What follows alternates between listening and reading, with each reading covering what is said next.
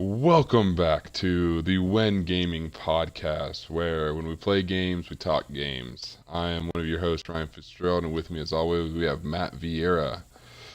What's up, Ryan? I'm doing good, Matt. I'm glad it's Tuesday, and this is it's weird, but this makes me look forward to Tuesday nights. Yeah, So absolutely. Same with me, for sure. Absolutely. yeah, what we're doing right now, if you're new to the podcast or you're new to the stream, we are a gaming podcast that live streams our podcast every Tuesday night at 8:30 Central, 9:30 Eastern, on twitch.tv/whengaming. You can also find us on Twitter at whengaming. Best services right now, as far as I'm aware of, we're on Anchor, we're on iTunes, Spotify, and Google Podcasts. I think we're also on Pocket Casts, if I'm not mistaken. I don't think I added Yes, that to yeah, our we are. list. And then we've also, something I'm trying out, because what we do, we play on Xbox. I created an Xbox club, and I really don't know how this works. So we'll see how this pans out. But I made an Xbox club called When Gaming, and you can go on there and you can actually find Matt or myself. And my gamer tag is Silo Sword. Matt is Hot Blooded 40, which I'm kind of will have to get into why your gamer tag is Hot Blooded 40 one of these days.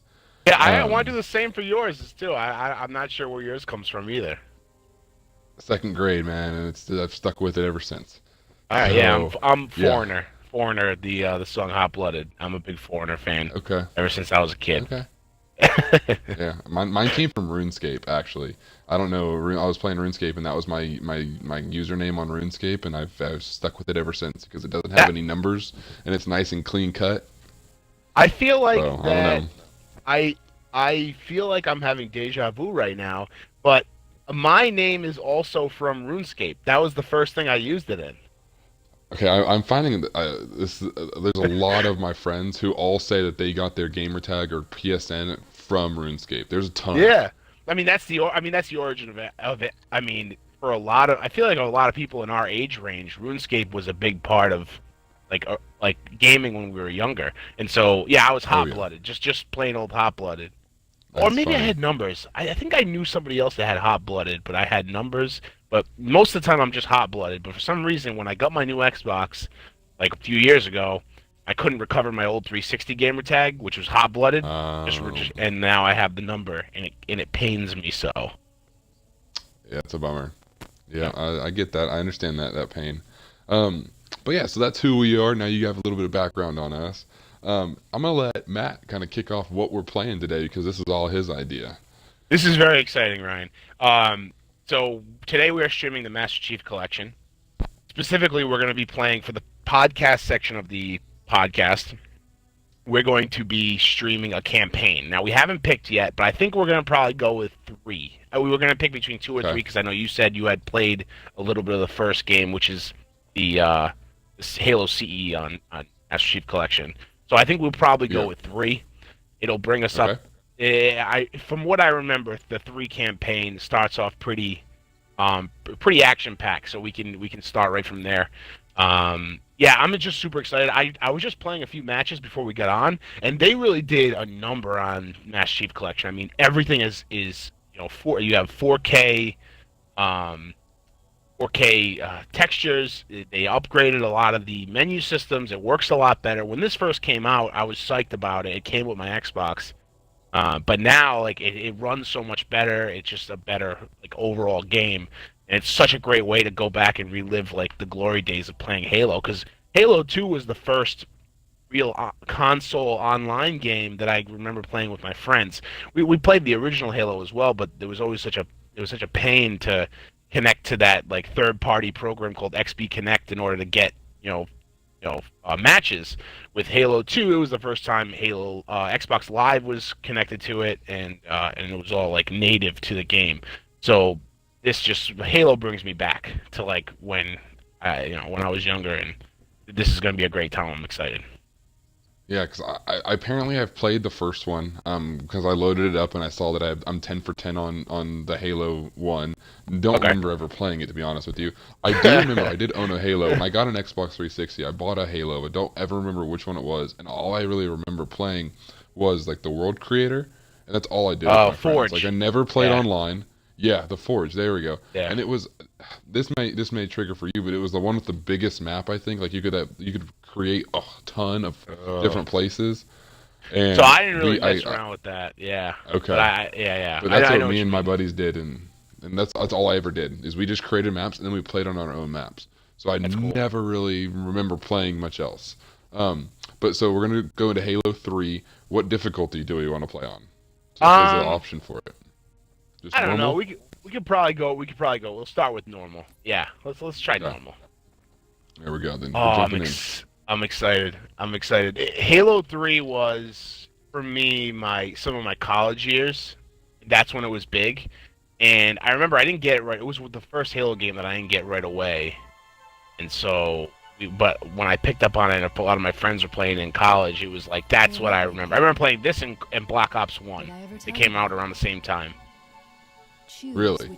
Yeah. Those are the same time? Okay, man. It's from what I remember, yeah, it's around because I played a ton of Black Ops 1 and a ton of Halo 3 in college, and they were both relatively new games. Oh. Huh. Yeah, 'cause I remember playing the crap out of Black Ops 1. I loved that game. That game was awesome. Oh. I mean, but I don't remember this one. Yeah. So speaking of games we've been playing, what recently have you been playing? So as always, I've always dabbled in my Call of Duty, Black Ops 4. Yes, I've tried to been playing some more League play, and I don't know if I was mentioned this last week, but I have just been getting my ass handed to me just every week.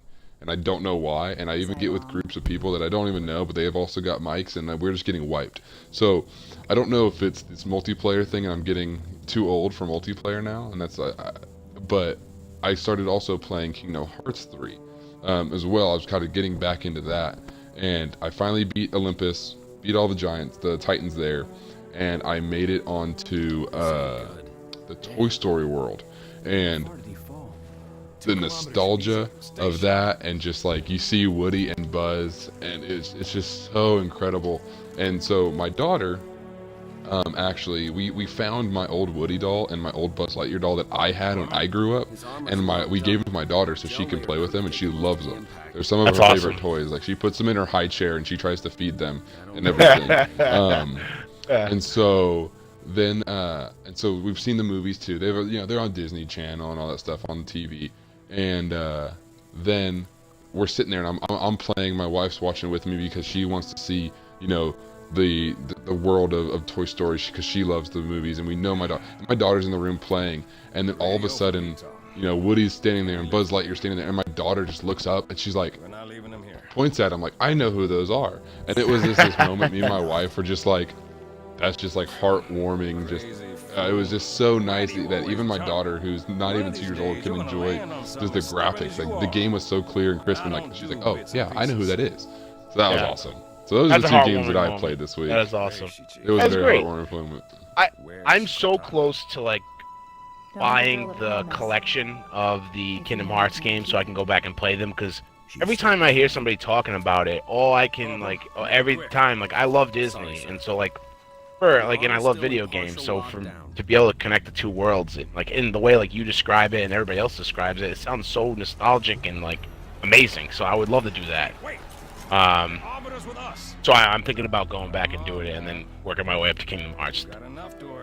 So I've been playing. Yeah, it just like looks like a ton of fun. Like it looks like something I would really enjoy. I never played a second of any of the other games. So it was something that just passed me by. So when new ones came out, it just kind of like, it was just like, in one ear and out the other. But I'm thinking about going back. Yeah. For me, I've declared this is the year of the backlog. I'm gonna go back and play games that I keep meaning to play and I never do. So there you go. Hold me to it, Ryan, please. Hey man, we could start doing that on something. We could start doing a little backlog accomplishments of our own, and after we get the ball rolling a little more, I'm game for that. There's a lot of games on mine as well. So all right.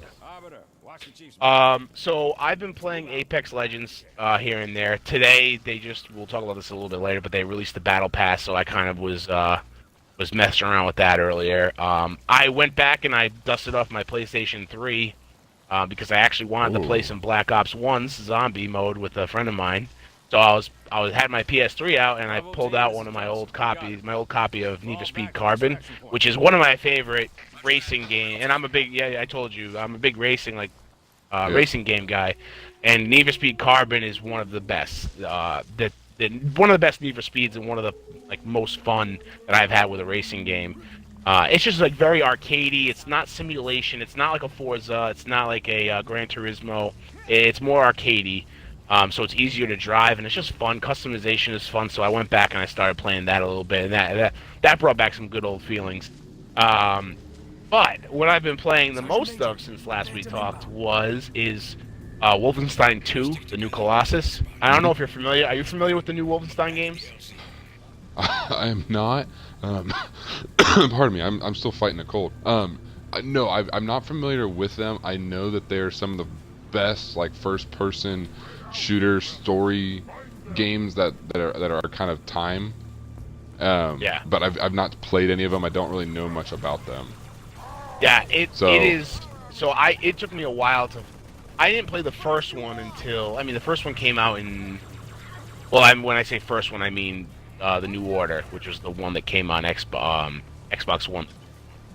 I think it came out in 2013 or 2014. Anyway, I played that one when I first got the Xbox in 2015, and I loved it. It's like pure just like bullets and mayhem and dual wielding weapons, and it's killing Nazis, which is always a great time. And it's it's just like a really like fun shooter, and they do the mechanics. Bethesda did the mechanics so well. So now I had bought second one, the new Colossus, when it came out 2 years ago. It was like not last Thanksgiving, but the Thanksgiving before it came out. It was like a year and a half, I guess. Yeah. I bought it, and it's been sitting on my shelf. Finally popped it in earlier last week, and I have been loving it. It is so good.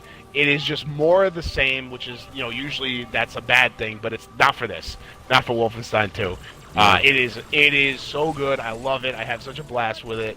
The main character is one of the most compelling characters, like, since I'm Master Chief. I mean, what we're playing right now. B.J. Blazkowicz. He's a Nazi-killing terrorist. That's what the Nazis call him. They call him his name is William Blazkowicz, and the Nazis call him the Terror Billy because he's a terrorist to the Nazi organization. It's amazing.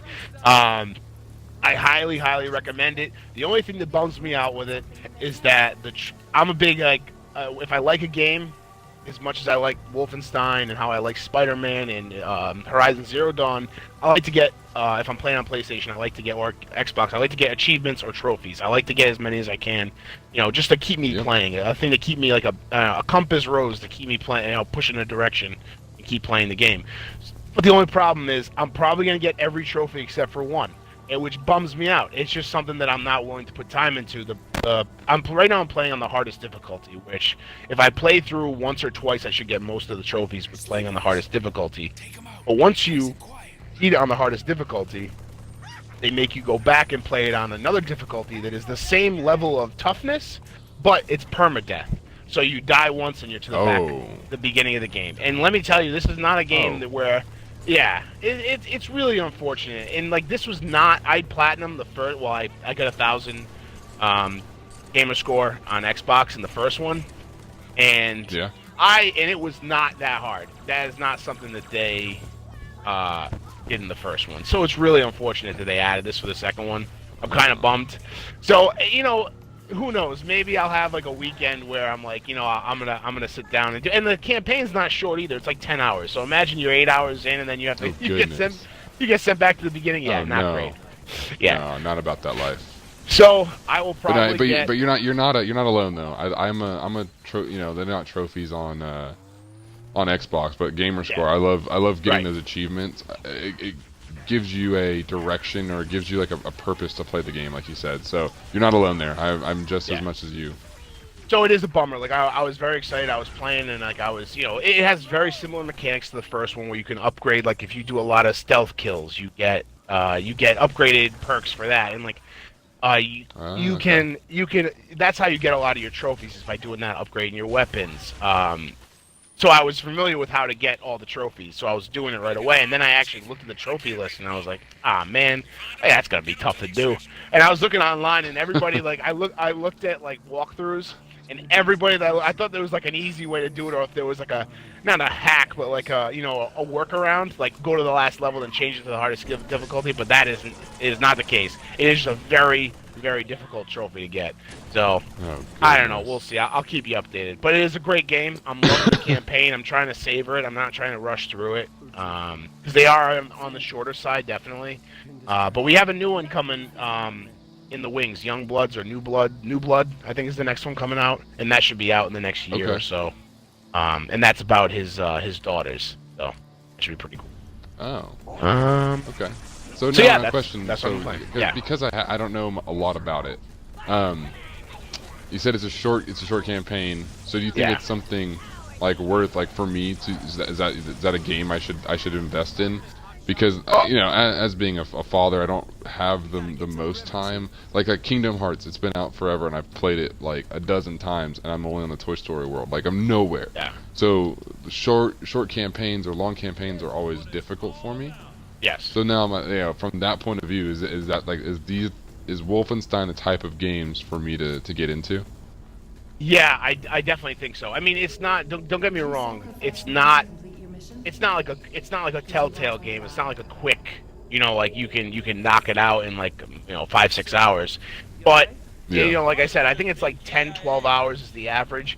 But it's just really fun, and like the big thing about it that I like is the levels. There's a lot of chapters in it, but they're quick.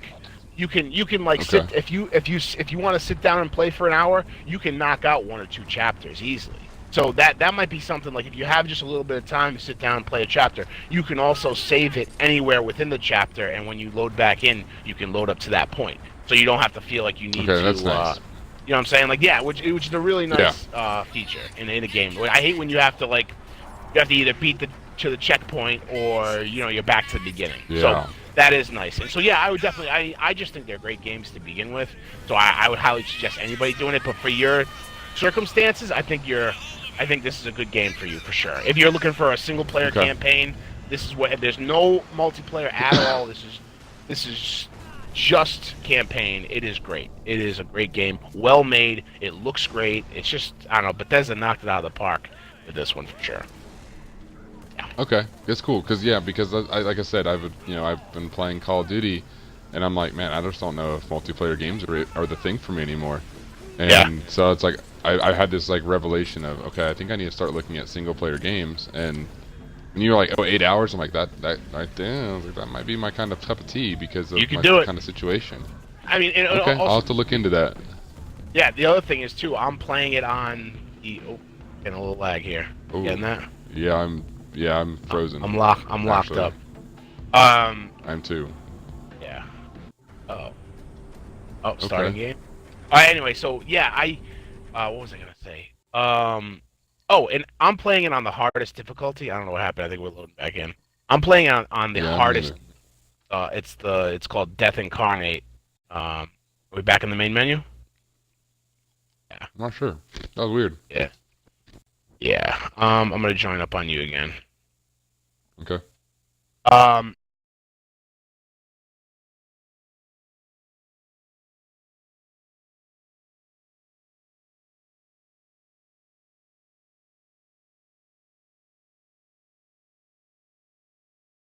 It takes me a while. Like it takes me about an hour to get through.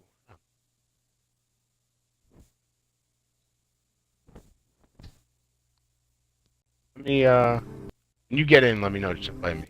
So if you played on a lower difficulty, like somewhere like there's actually a lot of difficulty. I think there's like 6. I think right off the bat that you can pick from, like all the way from like super easy. User can't be joined, but you are only a follower. It's giving me that update again. Huh. I guess they didn't fix what they needed to fix in Master Chief Collection. Yeah, so for those listening in, we're having I'm in now. I'm with you now. Oh, you are? Okay. Yeah, so now we're good. Okay. So if you brought what I was saying again, I keep repeating myself.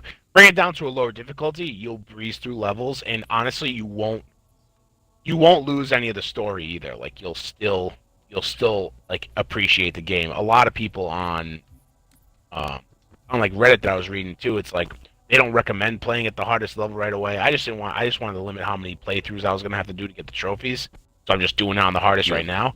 But if you really want to like enjoy the experience, a lower level is great because it's also more fun to kill the enemies at lower levels because you can just kind of like have fun with it. You can dual wield guns and not worry about people creeping up behind you and like really doing it whatever. So yeah, so yeah, play it on a lower difficulty, but I really enjoy it. Okay.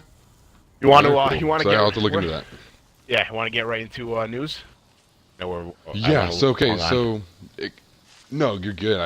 I followed up with your, with what you were talking about because I was curious. You stemmed off. I was curious, but I want you to kind of lead into this because I think how we're gonna do this might be a little different, or it's gonna be interesting. So go ahead because you know more about this than I do. Okay, so today I happen to be waiting for Kind of Funny to go live with the games daily like they normally do. But I forgot that today they were going to live stream the Google announcement for their Google is getting into the gaming industry, and today was their big announcement. And so their big announcement is this program or this software called Stadia, Google Stadia.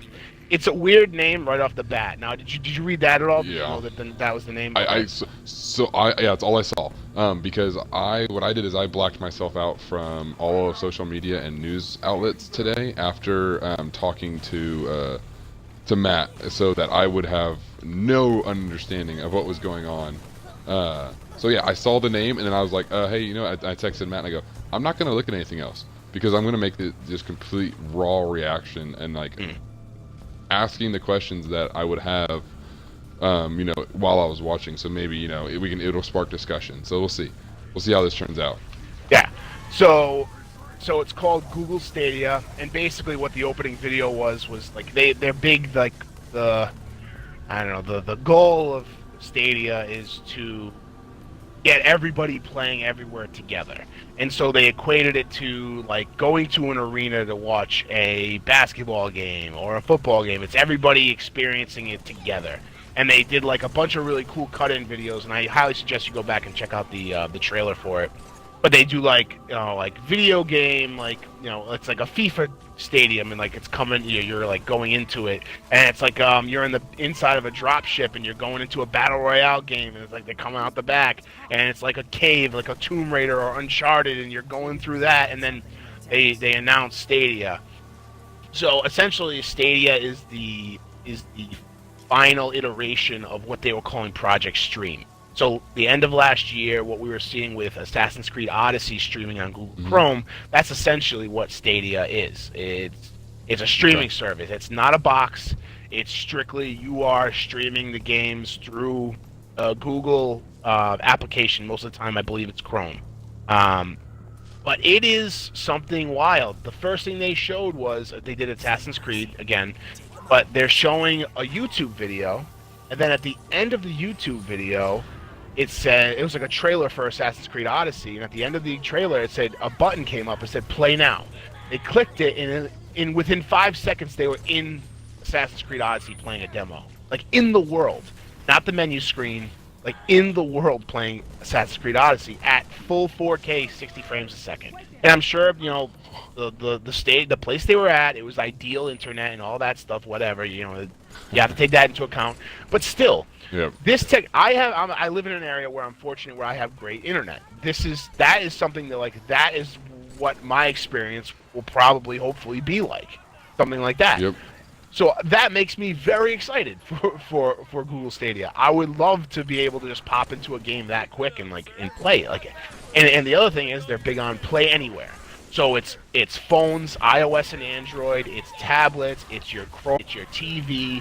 It's your computer. So it's your phone. Yeah, everywhere. It's that they're like stressing that they want people to be able to play their stuff anywhere. And one of the cool demos that and just stop me anytime, interrupt me anytime if you have questions. But one of the cool demos they did was they were showing the first station was a computer with a traditional mouse and keyboard. Someone was playing it. The next station was a phone with a Bluetooth controller picked up, attached to it, kind of like an NVIDIA Shield type setup. Yep. They stopped playing on the computer. They picked up the phone, and they immediately picked up from where they were playing last. Like it paused, and they just picked up in the same level, same spot. Yeah.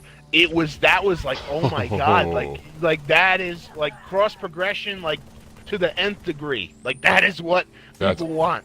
That's incredible. Incredible. I was absolutely blown away. I was dumbfounded by it. I was like, this is like, this is one of those. This is everything that. This is everything that what's it called? Xbox has been trying to discuss with this whole xCloud and gaming everywhere and getting the whole. Now I'm curious as to what's their response at this. Don't they have a keynote for GDC about Nintendo or the Switch and Xbox Game Pass possibly? So I'm very curious as to if these guys are going the same exact path, and so now the competitor that they didn't think was going to be their competitor is their competitor. Everyone thought, it's Microsoft or Sony, and now, hey, Google's throwing their hat in the ring. Yep, you're exactly right. And you know what? Yeah, and Google might have beaten them to the punch. Like, maybe they have a similar situation going on, but now this is Google's announcement today is like one of those moments where you'll remember where you were when you heard about this, or like when it first happened, because. I mean, I can remember unpacking, and I know PC gaming's been online forever. I won't try and fight that, but again, I can remember when I got my Xbox Live starter pack for the original Xbox. It came with a headset, it came with a disc to install it, it came with like 3 months free, and like that was the first time I experienced on a console playing online with my friends. Like, it was so easy. Now, you're gonna be able to play with friends anywhere. You're going to be able to play anywhere you are as long as you have an internet connection. And from what it seems like they're saying you can play over cellular data. With 5G down the road, and I know it's still a ways out, that's something that is very intriguing to me. With 5G supposedly being the next huge thing as far as internet accessibility goes, that means areas that don't have great internet are going to have good internet. And that brings more people into the fold. The next thing they talked about was the controller. They announced they showed the controller. There's a black controller, there's a white controller, and there's like this light baby blue controller. They are not Bluetooth. I mean, I think they might have Bluetooth functionality as well, but they are mainly a Wi-Fi controller. Now, what that means is they can better connect directly to the servers that the Google Stadia games are playing on.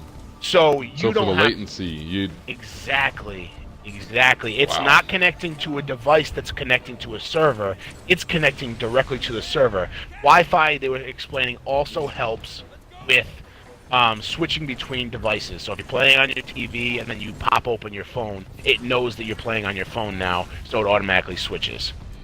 So that's amazing. The controller looks comfortable. It's in the Xbox style with the ABXY buttons, but it has the analog sticks next to each other like the PlayStation controllers. So the D-pad is up. Yeah, that is something that I don't enjoy, because I do like playing PlayStation, but I don't like the controller. It is a great controller overall. The joystick placement is not great. I do prefer the Xbox design. That's always been one of my issues with PlayStation. Yep. Yeah. So, but no, wow. Okay, so now wait. So when is this, is this actual live? Like right now, if I go try to find it, am I able to actually play it, or is it like this was just a big tease of, hey, we're coming out later this year? So they said 2019 is when it's coming out. Right now, it's open for developers, and this is announced at during GDC, so game developers conference, which is all about them. It's all about the developers. So a lot of it was developer focused. They were talking about how you can make games in Stadia, how you can publish games in Stadia. They didn't talk about prices at all. They just talked about the hardware and the performance and all that. They are boasting that you will be able to play games with optimal settings in 4K 60. So 4K 60 frames a second. That's what they're saying. Is that what you're going to be able to play? And it didn't seem like it was a long stretch. Like they were already talking about how they are future-proofing because they're a streaming service. They are already future-proof for 8K. So eventually, when 8K becomes the standard, they're going to have 8K gaming, which is something that like you feel confident in because you like that they're thinking to the future. One of the cool things about the controllers, they have a share button, and you're going to say, you can share from an Xbox, you can share from a PlayStation controller. So this share button, you click it, and you're immediately streaming to YouTube gaming. And it's streaming to YouTube. Okay. It's streaming. It creates a whole other, I forget what they call it, not iteration. It creates a whole separate. It's using a separate processor at the server farm to broadcast 4K 60, just like if you're playing 4K 60, it's streaming 4K 60 on YouTube at the same time. Goodness. Which is incredible. I'll start wrapping this up, but state. It creates another state, and you can jump into it there. They didn't announce the prices or whatever, and they said because of how they're setting up the streaming and the server farms and everything. Like it's gonna make games and they made an example where everybody's playing in 100-person battle royale games. Like with Google Stadia, you could play. There's no reason why you couldn't play in 1,000-person battle royale, which is that's absurd. And I'm sure it was just them flexing. But that's the kind of performance. That's the kind of server performance you'll get with this streaming service, which is awesome. And then I guess the last thing that I'll say, or the last couple things, they're saying that couch co-op is back. They're calling it Stream Connect. That means that you can and this is really cool how they described it. I was always disappointed that they got rid of couch co-op, like playing with your friends at your friend's house. But they explained the more advanced that video games got, the tougher it is to do couch co-op because of the processing power put on the machines that are doing the processing. So, which makes total sense. I never even thought of that. So, they were saying that with their software, they're going to be able to do couch co-op. Like that's not going to be a problem. You'll be able to do that. And then a streamer came on the stage that I didn't know him, Matt Pack, or he was like I don't know. You don't know? I don't know. I didn't know him. I don't know him. Yeah. So he comes on screen and he was explaining how when you're streaming on YouTube Gaming or Twitch, I guess more for YouTube Gaming in this scenario because it's Google, but you can be like if a streamer is playing NBA 2K, the new 2K game, you can click a button and hop in the game with them immediately. Or they can set up a lobby where you can wait in line to play a game with a streamer. Or you can that's how you play with other people. Like say we're on now we talk about how we can't wait for this podcast to get to the point where when we're done podcasting we can get people playing with us after. So what we could be doing is streaming on in this case again the example is YouTube Gaming, but we'll be streaming on there and then people can just click a button, a link, and join up with us. It's just awesome. Incredible. So that's the gist of it.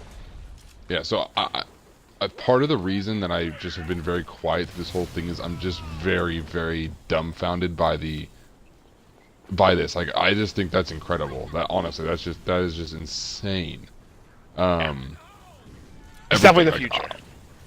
It is definitely the future, and I've always Xbox and stuff. So now it's like my question goes back to, how is Xbox going to one-up this one? And that's what now I'm more excited to hear about this whole xCloud thing, because what are they going to do to one-up them? They've got to do something. So I think that no, you're right. You're absolutely right. I think that what Xbox is going to do to one-up is almost like a lot of people were worried. I was looking in the comments for a lot of the stuff that was going on today, and a lot of people were worried about losing their physical media. They like their physical media. They like that. Oh God, it's glitching again. Oh, I'm not this time. Okay. People are worried about losing their physical media, They're like, no, I'll stick to my Yep. physical game. It'll always be better than streaming. In which case, some cases, Yep. yeah, you're right. But I think what Xbox is going to do smartly, being smart about it is they're not going to make the leap totally 100%. They're going to bring their Game Pass places. They're already talking about how Switch and everything. But I think they're also going to keep a console version of their platform, which is going to help keep fans loyal to Xbox. Yep. And make it and differentiate it from Stadia. Because think about it. What if for some reason you're playing and everything is great with Stadia, but your internet's out, or your internet's slow for some reason, or whatever, or the internet load at your house, everybody's watching Netflix and you can't play, or something like that. Oh yeah.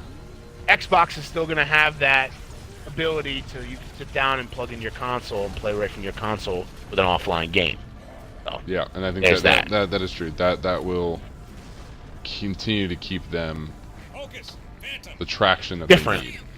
Yeah, It'll keep them different. It'll keep them where it's like, oh yeah, hey look, you can do this, but you could also like you said, the offline aspect of you don't need to have an internet. I think that's the big thing. Like right now, if my wife were to jump on and start watching Netflix or something, I can tell you right now, the stream wouldn't work. Ringer would have issues, but my wife knows, hey, don't go on Netflix right now. Just watch something on on demand, and just kind of tonight's my night, and she's okay with that. But then it's like, hey, I can just stream. Granted, most of the time I am playing online, but there's, like I said, I'm starting to get into the single player type games. It could be more of a, oh, you know what, we are. I'm just gonna play Kingdom Hearts. I don't really need an internet connection for that. You can go do what you want to do, and there are nights that I am like that. I'm like, oh, it's fine, don't worry about it, because I'm not going to be playing an online game. You can go ahead and you can watch whatever you want to do, do whatever you want to do, and she can. So I can see how Xbox can keep that leverage of that ability where it's not a, oh, you got to have an internet connection like they did when the Xbox One came out of always got to have an internet connection. They're going to start going away from that even more, I think, now. Yes, I agree. They have to. That'll be a way for them to keep their big, fan base, their big player base, people. So yeah, definitely. It's very exciting. I'm super excited to see what their model is going to be, because they haven't said anything. Is it going to be subscription? Is it going to be you pay a one-time fee and then you buy games, or is it going to be like Game Pass where you pay a subscription and you get unlimited games? What games are going to come to it? I know we saw, they're shoving Assassin's Creed down our throats, but they also were talking about how Doom Eternal is going to be on there, and they had a guy from id Software there, talking about that, how that's going to be on a launch item, a launch title for Stadia. So seems like they're going to get some pretty big AAA games, which is nice, and it would be interesting to see if they get any exclusives as well. Yeah, that what was it? I think I was listening to Kind of Funny yesterday. Was it yesterday? I can't remember. And they were talking about today and how there was going to be somebody up there with them, or there was going to be somebody at someone's conference. I can't remember now off the top of my head whose it was, but they were all about, oh, they're going to have so and so up there with them. It must be they must be trying to get an exclusive with Google. And that was the big, talk. And it's like, yeah. So yeah, who are the exclusives going to be? Because that's like, okay, one reason I want a PlayStation is so I can play God of War and Spider-Man. Exclusives have so much leverage, not leverage per se, but I don't even know the right word. I can't think of the right word right now. That's what makes people buy that console. Yeah. It's, because it's got such and such a game. Yeah, so, right. If they can get somebody that's, different, or has proved themselves somewhere else in a certain genre, and again, like you talked about, 1,000-person battle royale. Think of Apex Legends with more and more people on a bigger map. Yeah. Something like to that extent, that would be just insane. and that attracts developers. Like if you can't do that on a normal PC or console setup, like that absolutely. If I'm some crazy developer who my dream is to do a 1,000-person battle royale game or whatever, that is where I'm going to develop my game. So that's interesting. That's a very interesting point. You're right. That's going to be the place they go for it. So who knows? It could develop some really fascinating new. It could break new ground as far as game development goes. Yeah, and they always say, that Battle Royale is the new genre, and that, PUBG, Fortnite, and I think what they call the original was a H1Z1, I think it was, now called just H1, because it came out the new update or something like that, where that was the new one. Now, with this, what would they, they can rebrand it. It's not a Battle Royale anymore, it's a colossal, it's just it's a war. That's what it is, it's war. Yeah. So with that many people, I think that would be crazy. The one thing I do on this list of our notes that you have, the crowd play. I think that's my favorite part. I think that aspect of you're watching your favorite streamer or you're watching your buddy play. You're in the car on the way home. Your wife or your girlfriend or whatever, someone's driving you home, and you're watching your buddy, and then you just get home and you just once your Wi-Fi connects, you just pull out your controller and you go. Yeah. Like that right there. That's crazy. That's cool. Yep. Very, very cool. So. Yeah. Do you want to talk about this? We'll move off of Stadia maybe we'll go back to it later. Talk about it after the podcast. But want to talk about this Call of Duty announcement?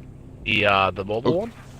Okay. Yeah. So this just kind of came up yesterday, I believe, and I just saw it, and so me being a Call of Duty fanboy, I had to kind of pull it into this list.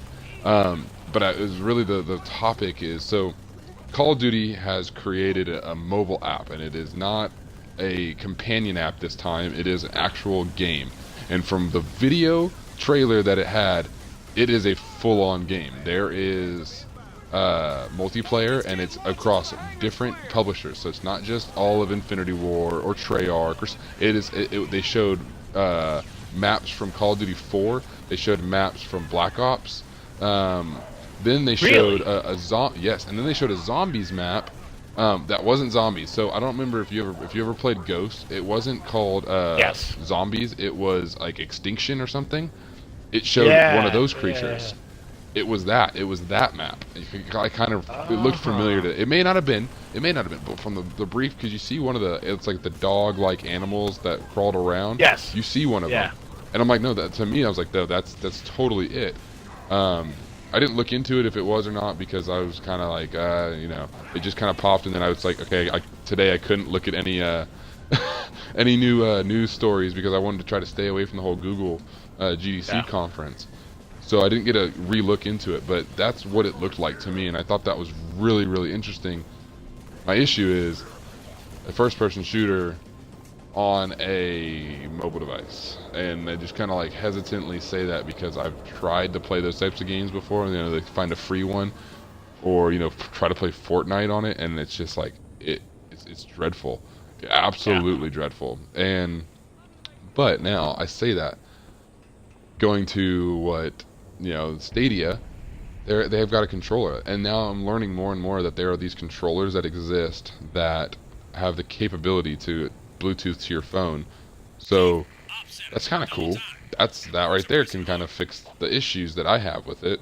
So I just want to what is your thought on like that type of mobile gaming? I'm never gonna be like a hardcore mobile gamer. I mean, I play Pokemon Go. Like that's my number one mobile game that I play is Pokemon Go. But I don't think I'll ever be like a hardcore like mobile gamer. But this is something that I would definitely play. Like I would definitely download this and check it out and play a little bit. I played Fortnite on mobile for a good amount of time when it first came out because I was on the road working, and a few other guys that I worked with also downloaded it, and they were playing Fortnite. So I was like, I'll try it. I love the mobile gaming space. It's like I was looking at that trailer, the one we're talking about. Mm-hmm. And I couldn't believe what I was seeing. I'm like, this is a mobile game in 2019, and I can remember playing Snake. Like, you know, like it's like such comes On your it Nokia? comes. Yeah, absolutely. My Nokia brick phone. I can remember playing Oh Snake. yeah. So like this is where it's come from. This is where it's going, and so it's just like cool. It's like as a fan of like technology and like advancing, Yes. um, you know, at this art form. I think it's a huge part of it. So I would definitely be checking it out. Very very Yeah. cool stuff for sure. I'm curious as to price Like on you it said, it's not because ideal. It's they not didn't ideal talk to about play. it. No, no. But they didn't talk about price or anything. So, you know, I doubt it's going to be a free to play game because Call of Activision is honestly they're all about making money. Yeah. But hey, they're a company. I don't blame them for it. They've done it a little bit more than other companies. But no, there's no way that's going to be a free game, especially with all that content. And the graphics Oh didn't yeah. look too bad either. I don't know, like looking at them, like yeah, that's you can definitely tell it's a mobile game and it's not 4K and it's not 1080p by any means. But I was like, hey, well, you know, I recognize these maps and they're not just pixels. So Yeah. I was kind of impressed by that a little bit, and I thought that was pretty cool. Yeah. So Yeah. I agree yeah, with so you. that was I an agree with interesting you. one. Yeah, I could see this being in the 9.99 price range. Yep. Maybe a little bit more. Maybe if they decide they want to do 9 and then you know, have you can buy extra maps or extra game modes. You know, that might be smart for them. I don't Oh, know. actually, you know what I just thought of? So didn't Activision Blizzard just lay off a bunch of people recently? Yes, they Like, did. I okay, believe so. did they not lay off their mobile team? I I don't could know. have swore that on the list of people who got laid off was their mobile team. I'm gonna have to re-look into this to see who it was that actually got if the mobile. And then if that's the question, that's just like a slap in the face of these guys of hey, you know, we fired you, but we're releasing this thing. So Yeah. either Activision isn't making it or they're I don't know, man. That right there's a little low blow. Yeah, I don't That's know. interesting. That's a very good question. Yeah, I'll have to look Hmm. into that. Very interesting. Interesting. Yeah. Yeah. Staying on the topic of modern of Call of Duty, so is the next Call of Duty Modern Warfare 4? Is that what's coming out next? Was that I announced believe yet? so. I don't know if Okay, it was so technically released, but I believe that is what everyone it's is calling it. That's discussing. Yeah, I think it's Infinity War has the next year, and I believe that's. I think they said something in a press conference or something somewhere that made people believe that. So that's all I've seen. All I've seen everywhere is Modern Warfare 4. Um, so as far as I know, yes, that is what it is.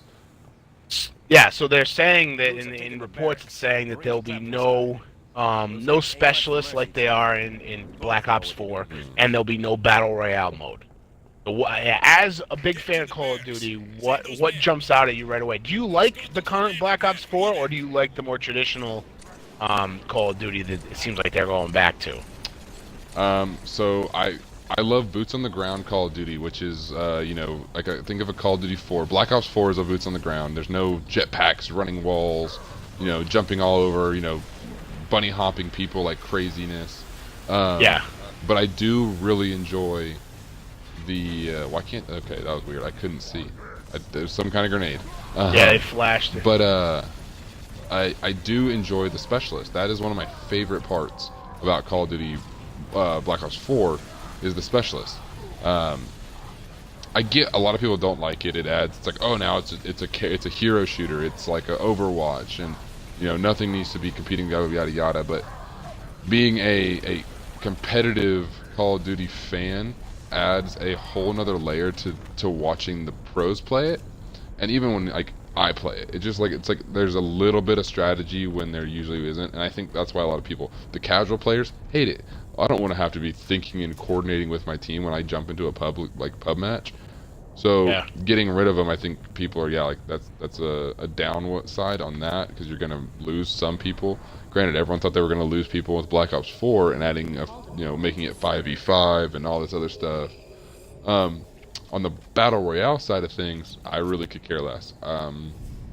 I think I'm really falling away from the battle royales in total. Um, you know, Apex is fun every now and then. I could play it in little spurts. Like I played Fortnite for a while, and I only played it because that's when all my friends were playing.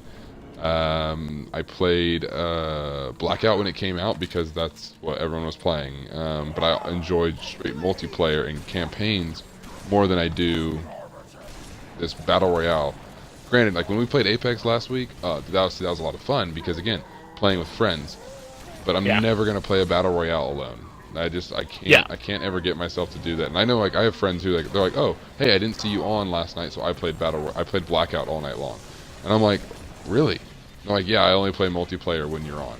Like, that's so exact opposite of me. That's weird. Yeah. So that's just they prefer the Blackout because they can go in and they don't have to worry about, oh, my teammates are idiots in a 5v5 match. It's just okay, you know, in Blackout I jump in solo or jump in a duo and get randomly matched up, and then I just play. So you know, but so for the next one, those two aspects don't really care. I'm like, yeah, I would rather have specialists, you know, have some kind of hero-ish type shooter. But I think I've mentioned before, Modern Warfare, Call of Duty 4 was my first online, like really online, first-person shooter, which I attribute a lot of my gaming to. That's kind of what I define as it. That's kind of what made me a gamer. I wouldn't have played all the other games I played without that game. So I'm okay with them bringing back another one. Modern Warfare was actually free on PlayStation Plus this month, so I downloaded it. I never played it, so I'm gonna go. I'm gonna go play it. Never played it. Yeah. Okay, so you got to be careful though. The remastered one, they didn't ruin it, but the remastered one it's not the same. It's not. I played it because I bought the what was it? Infinite Warfare. That's what it was. They released Infinite Warfare, and then with it came Call of Duty 4 Remastered. And so basically I bought Infinite Warfare to play Call of Duty Remastered. Like everybody else did. But they started adding loot boxes to it and like all this other crap, and I was like, what are you doing? Yeah, so and then new guns that weren't in the original game, and you're like, wait, what? It's like something that's like so easy. Like, just make it again. People love it. Just make it again the same way. Just make the graphics better. That's too bad. I'm gonna check it out. And the thing is too, I guess it's like I don't really have anything to compare it against, but I will keep an eye out for that kind of stuff. And like I don't know really what guns were in it originally, and so for me it's not a huge deal. But it is unfortunate for someone like you who's a big fan of the franchise. And like for them to remaster it, you just want to like get all the nostalgia. You want to get all the feels, and like for them to change stuff, it's kind of unfortunate. Yeah, it was. But you gotta also think too the campaign in that game. So when you go and you play that game, play the campaign and enjoy it. There are some levels in that game that I like today. I would put in my copy and I would play 2 levels on that game. The campaign, and I could play them all day long because they are that much fun. So there are those that the campaign in that game was amazing, and you connected with characters and good old Captain Price. So Captain Price, okay, I'll keep my ears out for that. Captain That's awesome. Price, yeah, I have no experience to it, so it's fun to hear you like be so excited about it. I'm gonna be excited about it now too. That's awesome. Yep. Yeah. So talking battle royales. Yeah. Oh yeah. So I'm still working on my segues. Yes. No. So this one. That's a great. Yeah. Yeah. So this one I threw in there. It's about the data miners, and the only reason I threw it in there was because last week we talked about you and your tinfoil hat and the fact that you have this conspiracy theory that all the data miners work for Respawn, and I think I found this on Wednesday. And I put it on here right away, and it's the whole part of it is that Apex warns data miners are not a source of truth for the game. And I saw it and I just cracked up because I'm like, oh, and Matt was right, and I was like, there we go, and here is evidence that Matt might have been right, and it just cracked me up that they're just not. So It's time for the tinfoil hats, everybody. So make sure you got yours on, and we're good to go. In the op center. This is gonna make me sound very weird, but not weird. But this is gonna play right into how I feel. If what I was talking about last week is true, that Apex is planting people that are leaking this stuff, that this is exactly what they want you to think. this is what Ryan. This is perfectly what they want you to think. Get your tinfoil hats on. If this was a conspiracy, this is how it would happen. They heard me talking about it last week, and they wanted to set the record straight, and I will not hear any of it. Now, sure, they're right. Like a lot of the data mining will come up fruitless. So the Octane was true, Battle Pass was true. Yeah. Obviously, it came out today, and we still have not seen wall running, which is one of the things that they were data mined, and they were saying don't believe it because this was built on the Titanfall engine. A lot of the code is just leftover stuff from Titanfall, which I totally agree with. Absolutely, like that is stuff that's just left over from Titanfall. Because they also found Titans in the code, and I really don't think they're going to be adding Titans anytime soon. I didn't see that part. Yeah, I don't think that happening. But if this is a conspiracy cover-up, this is exactly what the kind of thing a PR person would put out to try and stop us from finding the truth, Ryan. It's out there. The truth is out there. It is. I will not argue with that. I won't argue with that. So, but it just cracked me up that came out right away. Yeah, it's maybe at the end of the day it's not a conspiracy and it's just exactly what they're saying. But I think it's just funny that we were talking about it last week and then they come out and say that this week. I think it's just too perfect. Yep, yeah, it is. But kind of going along that, and you also mentioned this too earlier in what you're playing and why you were playing it. But the Battle Pass. So you said you played a little bit of Apex today. I did. I wanted to down. So I'm having surgery tomorrow on my right hand, carpal tunnel surgery. Yep. So I will be out of commission for about 2 weeks for two-handed games.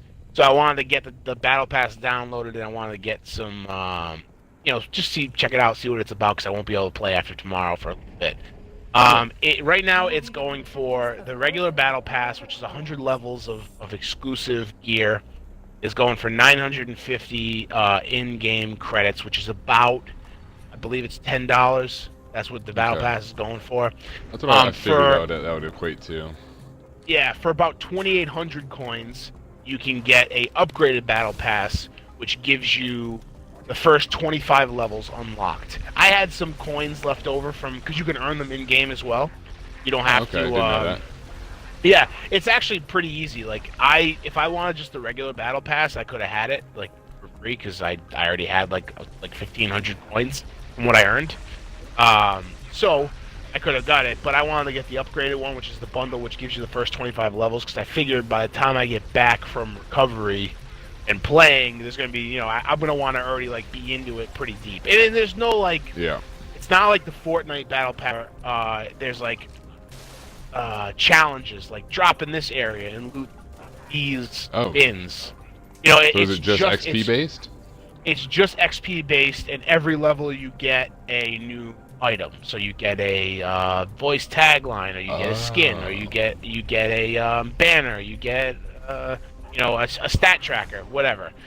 So it's just experience based, which is nice because then I won't really feel like I'm missing anything. Yeah. Tough though. That's tough to get 100 levels. Though. Yeah, it is. I guess people did it. It's definitely tough. I guess people did it already.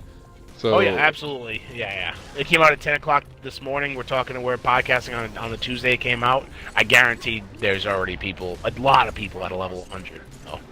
Yeah. So I played it.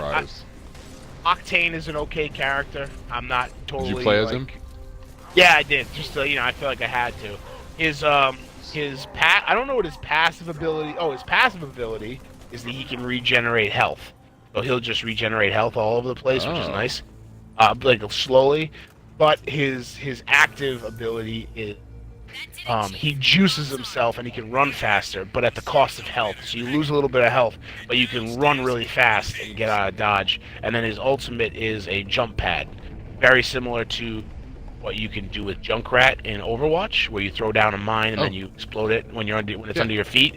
Except this is just you walk on it and you bounce, and it sends you so like a jump, pretty like good the jump distance. pad in Fortnite. Exactly. Yeah. Right. Yeah. I'm not. Yeah. Exactly like the jump pad in Fortnite. Okay. So pretty cool. Well, I'd say overall this is a solid Decent start. one. It's called Wild Frontier, the first season. It's a solid start for Apex. They're gonna make some money on this because they have a lot of players right now, and people just like it. They like the new content, and I think that we're gonna get a new player before long for sure. Do you think in this battle pass they're gonna release another one, even though it may not show up on the 100 tiers? Do you think they're gonna put another one out? This one? They might. I think there's a small chance. I think this would be something like people would not expect it, and I think it would be kind of cool for them to do that. Just drop like ghost drop a new character before the next battle pass. That would be pretty cool. Or maybe at the next season they'll drop 2 right away instead of just the one character. You know what I mean? Something like that. I do like shadow drops. Cool. I think shadow drops for game developers ever since they shadow dropped Apex Legends, because that's what they did for Apex Legends. I really liked that concept of, look, the hype that we want is just going to be people playing the game. Although, granted, okay, I say that, and as I say that, I remember something that I saw, and I didn't add it to the list, and I don't know how true it is, so I didn't read all the way into it, but I'm just going to bring it up because I thought it was interesting. Apparently Ninja, EA paid Ninja, the streamer Ninja, $1 million to promote Apex Legends and play it the first week it came out, and that's all he had to do. He had to play it for X amount of hours each day. When EA was asked to comment on it, they refused, and when Ninja was asked to comment on that statement, he refused. So that's so weird. That's so exactly. weird. That's what I thought was weird. I'm like, why? It's an ad. Fine, just say that you accepted an ad. But the fact that they both covered it up, I'm like, who cares if you paid? That's like paying an athlete to wear your shoe. So I thought that was an interesting, like the cover-up part was weird. So I didn't read all the way into it. Maybe I'll read into it this week, try to find it, maybe talk about it next week. I don't know. It's not that big of a deal, but I thought it was, that little last piece was interesting. I'm like, oh, I covered up, but whatever. Yeah. So. I don't know, and I also think that from what because I saw this as well. From what I saw, I'm pretty sure that when Ninja was doing it, he marked it as an ad. Like, he put hashtag ad. He didn't come out and say it, but I think that when he was promoting it, he's obligated to do that. So it wasn't like he came out and said it, but like to just deny it, even if he didn't do that, to deny it is just something weird. It's like, I'm not gonna, like, personally, I'm not gonna feel like I'm like Apex is taking advantage of me by them paying streamers to play their game. Like, that's smart. That's just a smart business decision. Why wouldn't you want the most popular streamer in the world to be playing your game? Pay him a little extra money. Good for, and also good for Ninja. Like, get that money, man. Like $1 million to play a game? Are you kidding me? Like, he's living the life. Said you wouldn't, if someone said they wouldn't do that, I'll call you a bold-faced liar. That is a lie. You would absolutely do that. So. Oh yeah. Yeah. But, so, to deny it though, I don't know. Whatever. It's interesting. Maybe I'll look into it. Maybe I'll post. I'll if I find something more, I'll post it on Twitter. And we can kind of maybe have a discussion there. Cool.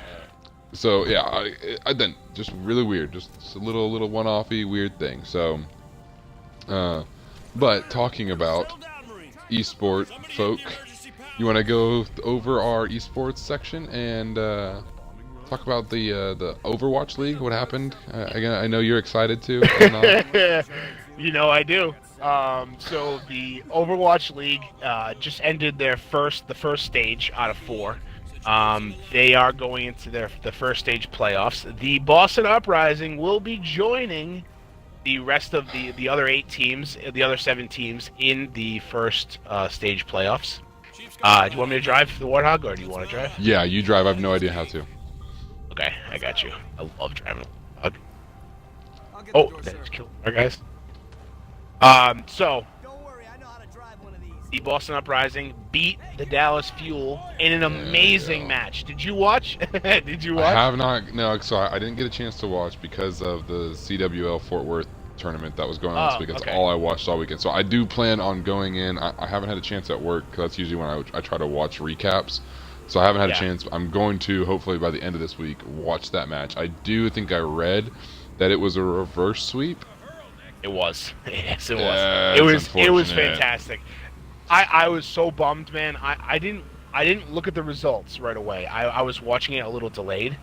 But I was so bummed because this is what the Boston Uprising like do. Like they go down real early on and they don't fight back for the for the Oh, W. Like a lot of times they go down and then that's it. But when they reverse sweep, they went from down two. They were down two maps and they came back and won three in a row to win it. I was floored. It was an amazing match. They really like came together as a team in those final three, and it was amazing. It was just awesome. So now that win, we just needed the Vancouver Titans to beat. I forget what team they were playing. I think I have it written down. Oh, the Charge. They had to beat the Charge, which the Vancouver Titans are still undefeated, I believe. that's They're what just I saw. I think they are. yeah. That and So the they're Excelsior are the only undefeated yes, teams right. right now. Yeah, and so they beat them handily, and so that was good for us. And so now we're in the playoffs. We just made it by the skin of our teeth. We're 4-3. We just made the cut. We're the last team in the playoffs. Yeah, The right above the Dallas Fuel. right above, yeah, it's just right above them. Uh, Maybe next time. The maybe next time. the only two teams that are new to the Overwatch League and made the first playoffs are the Titans, which I just talked about. They're awesome, and the other team is the Atlanta Reign. So those two teams are the new teams that are in the playoffs, which is cool. I thought there would be more, but it really seems like the original teams are kind of like holding it down with 6 teams to 2 teams. Um, so that's what's happening in Overwatch League. So fill me in on Well, what's going on in hold Call of on. Duty. Actually, I don't know if you saw this. So I saw this and briefly, and you can either confirm or deny, or we can look into it more. But I saw Yeah. that Overwatch League is gonna actually in 2020 in the season 2020 season they will have home and away games. They are You're no right. longer I gonna can't believe they I are forgot no that. longer gonna be in the Burbank arena every single time. And I was like, that so cool for the aspect of an esport of no, we're actually having home and away games. So your home crowd, they're going to be traveling to China. They're going to be traveling to London, to Vancouver. You will be traveling to these places to play games, and you play half your matches in home and half of them are away. Yep. That's incredible. It's awesome. I Incredible. I can't believe love it. I was very excited about that because, as you know, I had to sell back my tickets for Yep. the match last week, which would have been amazing to be at. Like the reverse Oh my sweep would have been goodness. nuts. I would have been tearing out what little hair I have left at the beginning, but then for them to come back and win, it would have been awesome. So yeah, but I'm Yeah. psyched about the home. Like be able to go right up to Boston. That's like 40 minutes Oh from yeah. me. I'll be able to. Hopefully they'll be playing somewhere up there and close, decently close. But I'm psyched about that. Oh yeah, I'm so excited. That's gonna be amazing. It's such a step forward for esports that Absolutely. even it doesn't matter what esport you follow, having that somebody be doing that, you're like, okay, hey, we're in the right direction. Like somebody is going in the right direction. Like you got to be excited for that. Yeah, absolutely. Very, very So, excited. That is awesome. Yep. But Call of Duty World League. This weekend was the Fort Worth tournament. So tournaments are a little different because I fully don't quite understand what the tournament how the tournament plays into everything because the Pro League is separate. So all this is just a cash prize for the teams that play and come in the top. I think it's like you really got to come in the top 8 to get paid.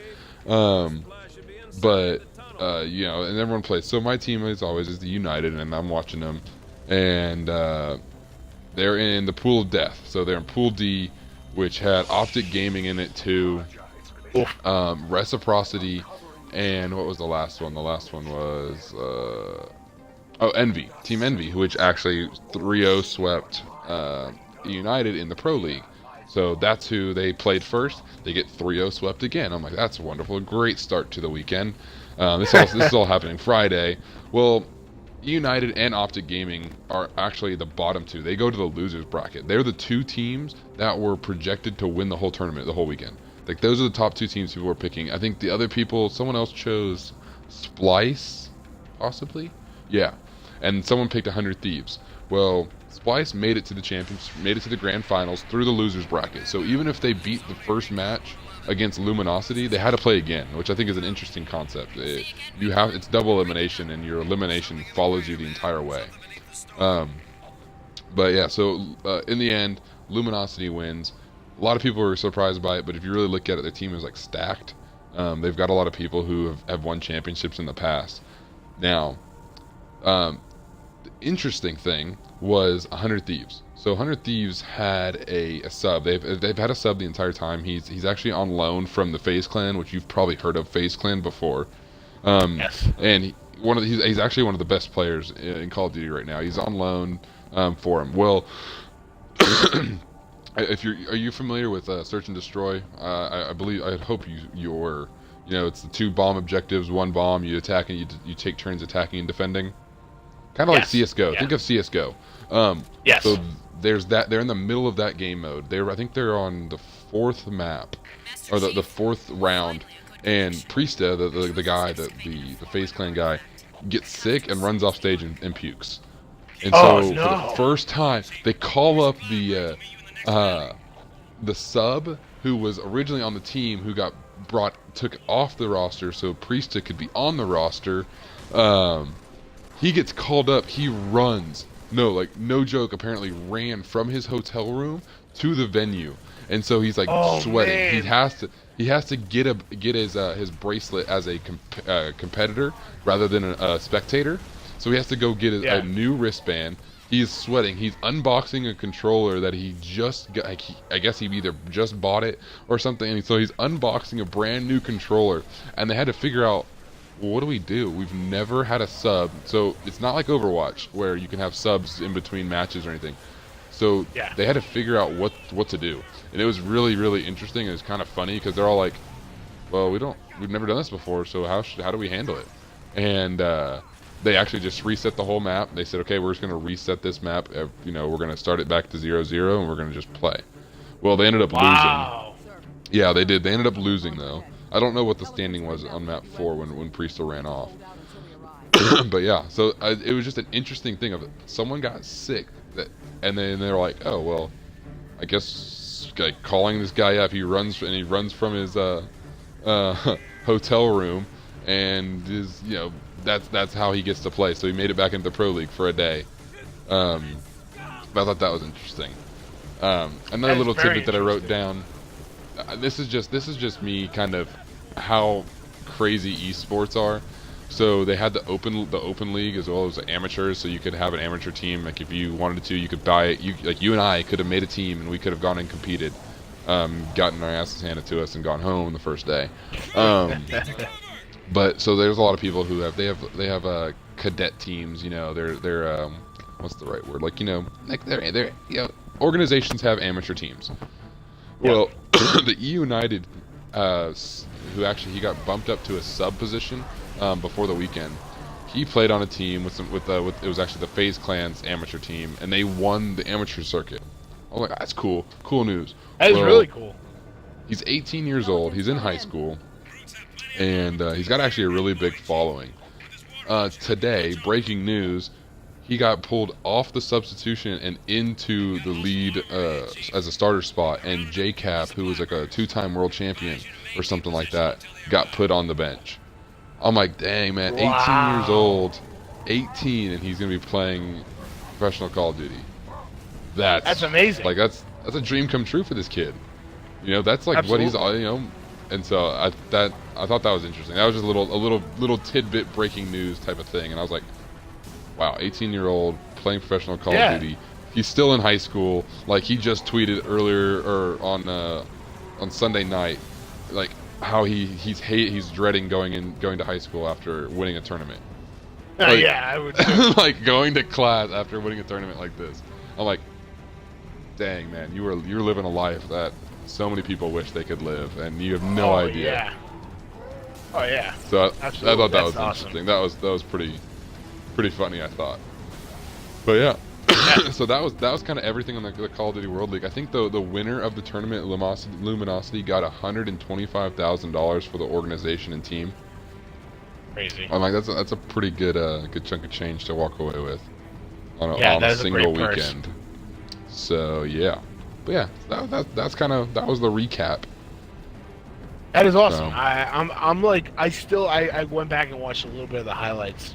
And I don't even know if they were from this past weekend tournament, but I do like watching professional Call of Duty. When I used to watch, like, I forget what game it was. I used to work. I think I was telling you when I used to work for Major League Gaming. I did the video at those few times for the Halo Championship.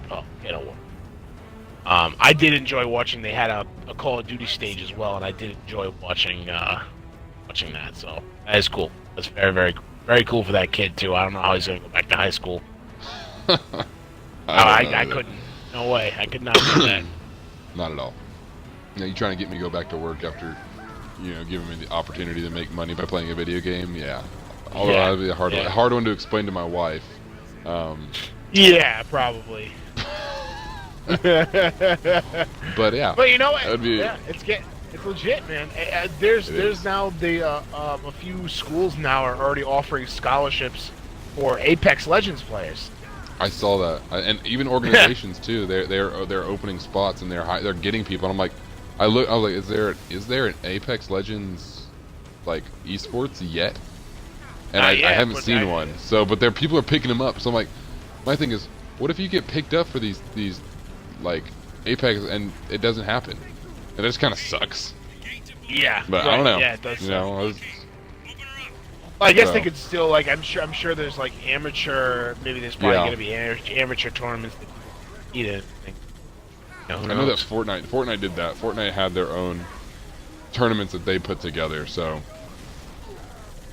yeah. But I guess that could happen with Apex. So if I get out of this thing, there we go. Yeah, so it's cool. It's esports is making the steps forward in the right direction in my eyes, and I'm excited for it. I'm excited for the future of esports. I can't wait to pull up ESPN or ESPN 8 the Ocho, and and you see Call of Duty or you see Overwatch, you see these games. So yeah, yep, I agree. Very, very. Oh goodness, that is a big dude. Yeah, oh, here we go. I'm back. Yep, there we go. I was trying to get you to respond. There we go. So what do you say? Do you want to hop in? You want to wrap up the podcast and hop into some matchmaking, play with some people online? Yeah, let's do it. I know I don't think we don't have any viewers right now, and that's okay. We're still growing. But just kind of to wrap it up, you can always find us on Twitch if you're listening to this afterwards, but you can always find us on Twitch at twitch.tv/whengaming. We stream every Tuesday night at 8:30 Central Time, 9:30 p.m. 9:30 p.m. Eastern Time. Every week we try to play a different game. Matt and I have talked about getting Game Pass so that we can always play a different game together. Sometimes I think we're gonna run out of co-op games here soon, even multiplayer games. So I think we're gonna have to figure out how we jump that hurdle. We're gonna may repeat some games. Gaming suggestions are always welcome. You can find us at Twitter at whengaming, and if you want to kind of shoot us some questions or shoot us a game that you guys think would be fun for us to play, I think I would love to to get feedback. I know that we post on Twitter and people are liking our stuff and retweeting things, and that's awesome. And so to have a little bit of support, even if it's these other small podcasts that are trying to do the same thing we're doing, I love the little community that we have of all of us trying to help each other out. So so you can do that. You can also again find our podcast wherever you're listening to it. Actually, that's not a good one to say at the end. But if you want to add us, I'm okay with folks adding me on Xbox. I don't know about you, Matt, but you can add me at Silosword, and you can add Matt at Hotblooded40. So you got any last thoughts or last comments? No, I think that's good. I'm excited to get to a point where we can start playing with some people. I think that growing, talk to us on Twitter. Like hit us up on Twitter, and we can play. I mean, even if it's not a night we're streaming. I mean, I play. I mean, not maybe not most nights a week, but I play. A few nights a week, definitely. So, hit us up. Like I think I'm always happy to play. I'm speaking Yeah. for myself, of course. I'm sure Ryan. No, I'm the same. Well. Yeah, if I'm online Yeah. and I'm playing a game, you hit me up with an invite, and you just kind of, if I don't know who you are, send me a message. Is the best way to do it, and just be like, hey, I heard you on such and such podcast, on the One Gaming podcast, and you said to invite you, and here I am. I would be more than happy to play with anybody. So yeah, so the usual sign off is whenever we play games, we talk games, and eventually we're gonna make some more friends. So hit us up, and thank you again for listening. See ya. Yep.